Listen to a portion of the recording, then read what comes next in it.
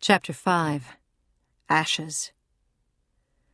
For almost a month the columns flowed past, more every day. Even old Laura admitted that she had never seen so much traffic on the road.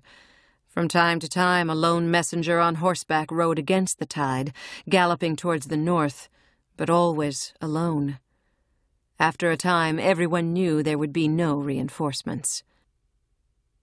An officer in one of the last columns advised the people of the area to pack up whatever they could carry and move south. "They are coming," he warned. A few listened to him, and indeed for a week the road was full of refugees from towns further north. Some of them told frightful stories. When they left, more of the local people went with them. But most stayed. They were people like her father, and the land was in their blood. The last organized force to come down the road was a ragged troop of cavalry, men as gaunt as skeletons, riding horses with skin pulled tight around their ribs.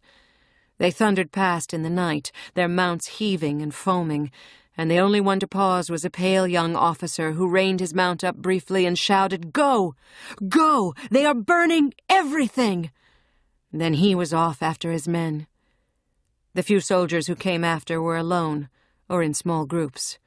They did not always use the road, and they did not pay for the things they took.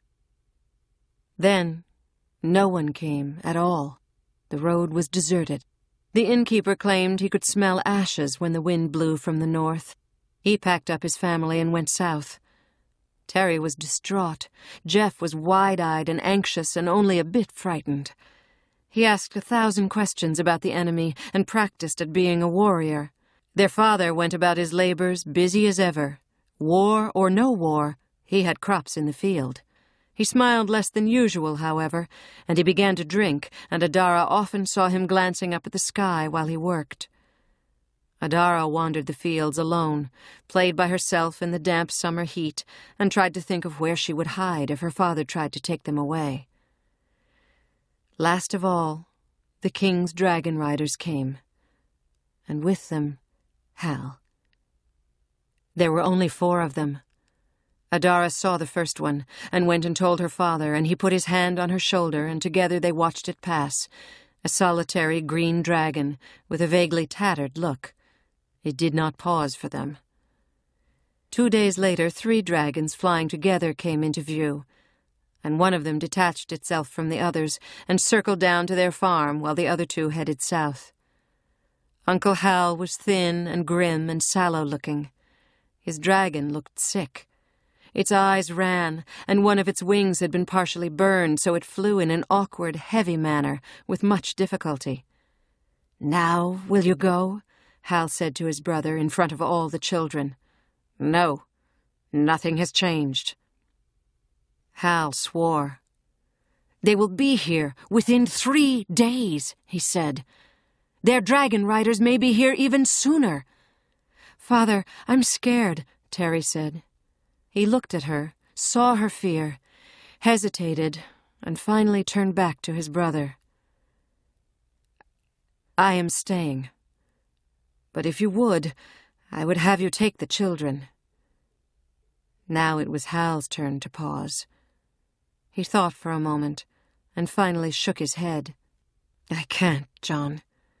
I would, willingly, joyfully, if it were possible, but it isn't. Brimstone is wounded. He can barely carry me. If I took on any extra weight, we might never make it." Terry began to weep. "I'm sorry, love," Hal said to her. "Truly, I am." His fists clenched helplessly. "Terry is almost full-grown," their father said. "If her weight is too much, then take one of the others." Brother looked at brother, with despair in their eyes. Hal trembled. "Adara," he said finally. "She's small and light." He forced a laugh. "She hardly weighs anything at all. I'll take Adara. The rest of you take horses or a wagon or go on foot, but go you must." "We will see," their father said noncommittally. "You take Adara and keep her safe for us." "Yes," Hal agreed. He turned and smiled at her. "Come, child.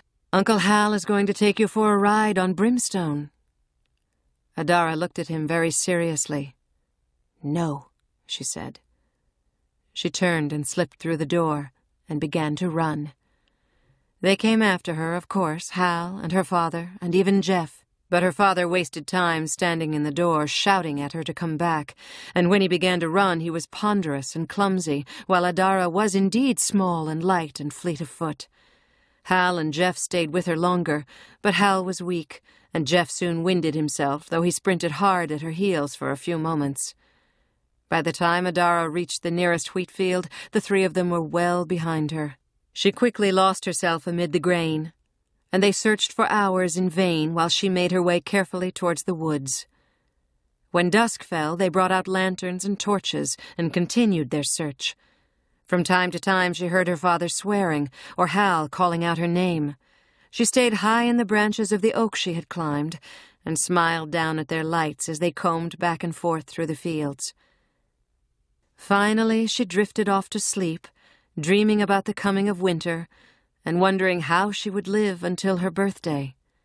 It was still a long time away.